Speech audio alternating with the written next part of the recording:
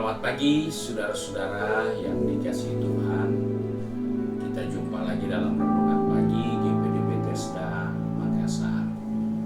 Pagi ini saya akan ajak kita menjumpai pembacaan firman Tuhan dari buku 1 Petrus pasal 4 ayat 7. Firman Tuhan berkata sebagai berikut: kesudahan segala sesuatu sudah dekat. Karena itu, kuasailah dirimu dan jadilah tenang, supaya kamu dapat berdoa. Puji Tuhan, firman Tuhan yang disampaikan Rasul Petrus untuk orang-orang percaya bahwa kita perlu ada dalam satu posisi di mana kita bisa berpikir dengan tenang. Karena hal itu merupakan seni untuk kita fokus. Jika pikiran kita kacau, maka kita tidak mungkin bisa fokus untuk hal-hal yang ada di depan kita atau pekerjaan kita. Hal ini begitu penting untuk manusia, khususnya kita yang sudah dewasa. Kita diajak untuk berpikir dengan tenang karena kita menguasai diri. Karena dengan berpikir dengan tenang, kita dapat memantau, memonitor segala sesuatu yang muncul di kepala kita. Kita bisa tahu, ini karena emosi saya, ini karena sakit hati saya, ini karena praduga saya, atau pikiran saya yang lagi kacau. Itu akan bisa kita tahu sendiri tanpa orang lain beritahukan, di saat kita bisa menguasai diri. Tidak semua harus disikapi dengan marah, tidak semua harus disikapi dengan iya dan baik saja. Tetapi ketika pikiran ini baik dan menjadi tenang, maka kita bisa memilah apa yang baik, yang berkenan, dan yang sempurna. Hal inilah yang diingatkan oleh Rasul Petrus untuk orang-orang percaya, supaya kita tahu apa peranan kita dalam hidup bersama sebagai suatu keluarga di dalam Tuhan. Ketika pikiran kita kacau, segala macam urusan kita mau urus, yang jelasnya itu bukan urusan kita. Kita urus masalah orang, sedangkan kita saja punya masalah belum selesai. Kenapa? Karena kita tidak tenang. Pikiran kita tidak tenang. Sehingga apa saja yang kita dengar mirip atau hampir sama dengan yang kita sedang rasakan, maka itu memacu kita untuk berpikir dan mulai memberi komentar, memberikan pernyataan banyak hal yang buruk yang kita buat. Karena hal itu lahir dari pikiran yang tidak tenang.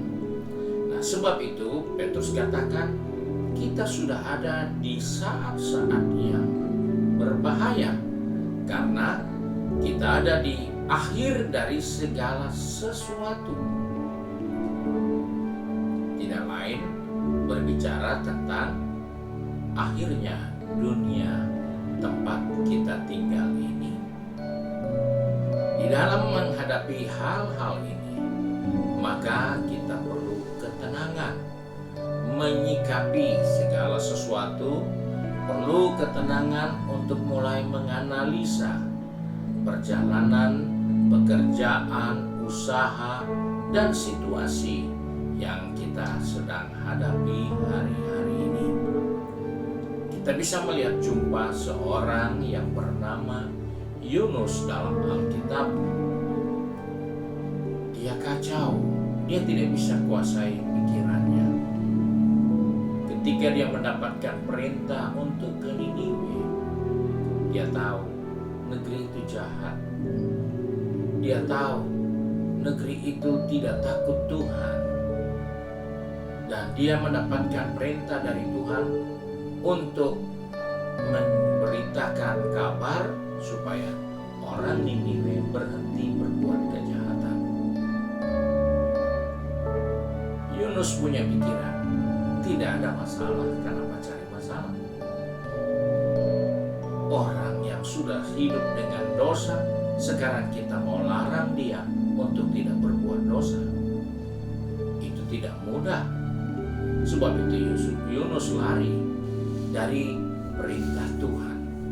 Namun Tuhan punya cara untuk membawa Yunus belajar taat kepada kehendak Tuhan.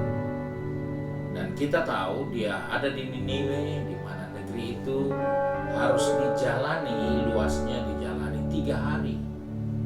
Tetapi apa yang dibuat oleh Yunus? Dia tidak menjalan 3 hari untuk menasehati penduduk Niniwe.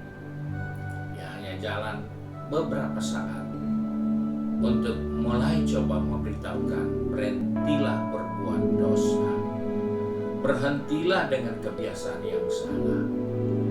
Ya tentunya dia mengharapkan tidak perlu 100% penduduk Niniwe ini berhenti berbuat dosa. Biar aja yang mau berhenti ya syukur, yang tidak mau berhenti tidak ada masalah. Tetapi apa yang terjadi? Tanpa Yunus juga, serentak seluruh penduduk negeri itu mengambil sikap yang positif terhadap berita yang disampaikan Yunus. Yunus kalah kabut ketika orang Niniwe itu bertobat. Dan dia mulai kembali menyalahkan Tuhan dan berkata kepada Tuhan, aku sudah tahu Tuhan tidak komit. Aku sudah tahu bahwa ketika penduduk Niniwe, Tuhan pasti berubah kalau mereka bertobat. Dan akhirnya Yunus marah untuk sesuatu yang gak jelas. Kenapa? Karena pikirannya kacau. Karena dia tidak bisa menguasai pikirannya. Dia marah. Dan dalam kemarahan itu Tuhan menasihati dia. Dan akhirnya Tuhan izinkan dia harus mengalami masalah dengan tanaman yang dia tanam untuk menaungi dirinya. Dan mati tanaman itu. Yunus marah. Dan ketika Tuhan bertanya, kenapa engkau marah? Karena penduduk Niniwe bertobat kau marah. Dan Yunus katakan, biarlah aku marah sampai mati.